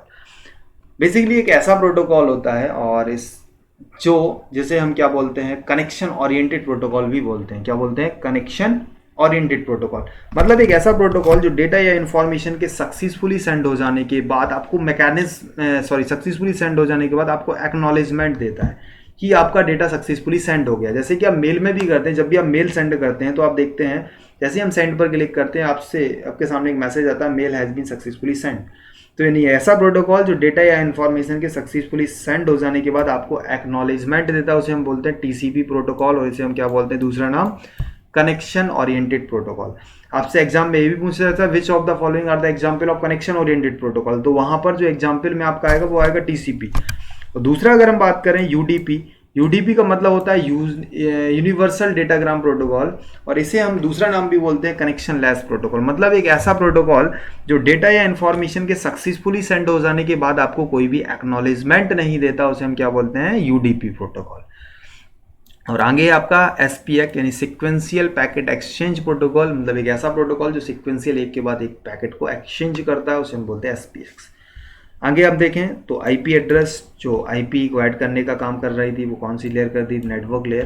यानी नेटवर्क लेयर में जो प्रोटोकॉल है वो आईपी है। दूसरा है डीएससीपी, डीएससीपी का फुल फॉर्म होता है डायनेमिक होस्ट कॉन्फ़िगरेशन प्रोटोकॉल। कहने का मतलब जितने भी राउटर एक नेटवर्क में कनेक्ट होंगे उन नेटवर्क में नियरेस्ट जो राउटर होंगे उनको आईपी असाइन करवाने का काम भी डीएससीपी के थ्रू कर सकते हैं। डीएससीपी एक ऐसा प्रोटोकॉल होता है जिसके थ्रू हम, जैसे कि सपोज दैट हमारे सिस्टम से, जैसे कि मोबाइल से अगर 5 लोग कनेक्ट होते हैं हॉटस्पॉट के थ्रू, तो पांचों सिस्टम को या पांचों जो मोबाइल हैं उनको जो आईपी एड्रेस असाइन करवाने का काम करेगा वो हमारे इस मोबाइल का कौन सा सर्वर करेगा, डीएससीपी प्रोटोकॉल काम करेगा। तो डीएससीपी का फुल फॉर्म क्या होता है, डायनेमिक होस्ट कॉन्फ़िगरेशन प्रोटोकॉल। यानी एक ऐसा प्रोटोकॉल जो नेटवर्क में अगर 2 एंड मल्टीपल सिस्टम आपस में कनेक्ट होते हैं एक सिस्टम से, तो वो सिस्टम जिसके थ्रू सारे सिस्टम कनेक्ट हो उनको आईपी असाइन करवाने का जो काम करेगा वो कौन सा प्रोटोकॉल प्रोटोकॉल करेगा, DHCP प्रोटोकॉल। RIP का फुल फॉर्म होता है राउटिंग इन्फॉर्मेशन प्रोटोकॉल, यानी किस रूट के थ्रू डेटा या इन्फॉर्मेशन को ट्रांसफर किया जा रहा है, वो कौन बताता है, RIP। आगे अगर हम बात करें, IGRP का फुल फॉर्म होता है इंटीरियर गेटवे राउटिंग प्रोटोकॉल, यानी किस रास्ते के थ्रू डेटा इन्फॉर्मेशन ट्रांसफ़र हो रहा है, और या आपस में कौन कौन से राउटर हैं, या बेस्ट पास सिलेक्शन का जो काम करवाता है वो IGRP प्रोटोकॉल करवाता है। IPX का मतलब होता है इंटरनेट प्रोटोकॉल एक्सटेंडेड। आगे अगर हम बात करें तो मैक का फुल फॉर्म आपको बता ही चुका हूँ ऑलरेडी पहले। LLC का फुल फॉर्म होता है लॉजिकल लिंक कंट्रोल प्रोटोकॉल, और PPP का होता है point two point protocol. Basically आपको डिवाइस भी याद रखना है। जो राउटर काम करता है वो नेटवर्क लेयर पर काम करता है। स्विच और ब्रिज, बेसिकली स्विच के बारे में हमने डिस्कशन किया था, जिसके थ्रू हम टू एंड मल्टीपल सिस्टम को आपस में कनेक्ट करते हैं। और आपको ये भी बताया गया था कि स्विच के अंदर एक टेबल रहती है जिसे हम बोलते हैं मैक टेबल, और जिसके अंदर जितने भी नियरेस्ट सिस्टम होते हैं हर एक सिस्टम का मैक एड्रेस स्टोर रहता है। तो स्विच किसके अंदर काम करेगी, आपकी डेटा लिंक लेयर के। ये भी आपको याद रखना है। स्विच और ब्रिज दोनों ही डेटा लिंक लेयर के अंतर्गत काम करते हैं। साथ ही साथ ईथरनेट जो होता है, यानी जो केबल होती है आपकी, जिसके थ्रू हम क्या करते हैं डेटा को, जैसे आप देखते हैं स्विच के थ्रू जब हम टू एंड मल्टीपल डिवाइस को कनेक्ट करते हैं तो वहाँ पर देखते हैं अपलिंक और डाउनलिंक जो होती है, ग्रीन और पिंक कलर का जो सिग्नल्स होते हैं, वो सारी चीज़ें डेटा लिंक या लिंक को एक्टिव या इनएक्टिव के बारे में रिप्रेजेंट करती है। आगे हम बात करें, जो ईथरनेट केबल या वायर्ड जो मीडिया होता है वो फिजिकल लेयर के अंतर्गत आता है, जिसके थ्रू हम एक सिस्टम से दूसरे सिस्टम तक डेटा या इन्फॉर्मेशन ट्रांसफर कर सकते हैं। ईथरनेट हो सकता है, यहाँ पर ब्लूटूथ भी हो सकता है, वाईफाई भी हो सकता है। यानी किसी के थ्रू, अगर आप एक वायर्ड मीडिया के थ्रू कनेक्ट है जहाँ पर आपका ईथरनेट केबल भी हो सकती है, फाइबर ऑप्टिकल केबल भी हो सकती है, या फिर कोएक्सियल केबल हो सकती है, ब्लूटूथ या वाईफाई या वायरलेस मीडिया के थ्रू कनेक्ट है तो आपका कोई भी मीडियम हो सकता है। साथ ही साथ ईथरनेट के लिए जो हम कनेक्टर यूज़ करते हैं वो RJ45 यूज़ करते हैं। रिपीटर भी यहाँ हो सकता है। बेसिकली अगर हम रिपीटर की बात करें तो सेंडर एंड से जब आपने डेटा ट्रांसफ़र किया, और जब भी डेटा या इन्फॉर्मेशन को जब नेटवर्क में मूव किया जाता है तो कुछ डिस्टेंस कवर करने के बाद डेटा की जो फ्रीक्वेंसी होती है, बेसिकली ये क्या है, फ्रीक्वेंसी है, इस आगे ट्रेवल करते करते इसका जो एम्पलीट्यूड होता है वो डाउन होने लगता है। जब एम्पलीट्यूड डाउन होने लगता है तो हम यहाँ पर एक डिवाइस यूज़ करते हैं रिपीटर, जो इस पर्टिकुलर जो वेव लेंथ है उसको दोबारा से इंक्रीज कर देती है, जिससे इसका जो डेस्टिनेशन पाथ होता है वो बढ़ जाता है। यानी कहने का मतलब अगर 100 मीटर रेंज में हमें एक डेटा ट्रांसफ़र करना है और 50 मीटर रेंज के बाद अगर डेटा की जो वेवलेंथ होती है वो डाउन होने लगती है, तो हम क्या करते हैं, बीच में एक रिपीटर यूज़ करते हैं, ताकि हम जो डेस्टिनेशन तक डेटा है पहुँचाना है हमें, वो डेस्टिनेशन तक डेटा हम एक्यूरेट पहुँचा सकें। तो वहाँ पर जो हम डिवाइस यूज़ करते हैं वो रिपीटर है। यानी यहाँ पर आज की क्लास में आपने कंप्लीटली नेटवर्किंग देखी। आगे की क्लास में जो भी नेटवर्किंग के बारे में हमने पढ़ा है, इन सारी की चीज़ों के बारे में हम MCQs भी लाएंगे और सारे क्वेश्चन को एक एक करके सॉल्व करेंगे। उम्मीद है मुझे कि आप लोगों को ये क्लास समझ में आ गई होगी। अगर कोई भी डाउट है तो आप कमेंट सेक्शन में टाइप कर सकते हैं। हमारे साथ बने रहिएगा।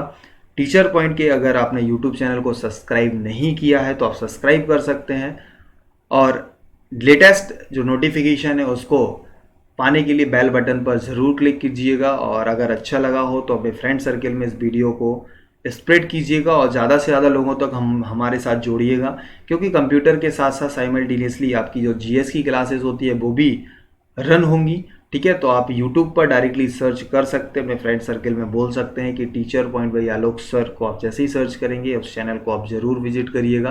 अगर आपको कंटेंट अच्छा लगता है और आपको लगता है कि हमारे द्वारा दिया गया कंटेंट आपके एग्जाम के पॉइंट ऑफ व्यू से काफ़ी इंपॉर्टेंट है और आपको एक सिलेक्शन दिला सकता है, तो आप लाइक करिएगा, अपने फ्रेंड सर्कल में भी लोगों को हमारे साथ जोड़िएगा। Thank you very much.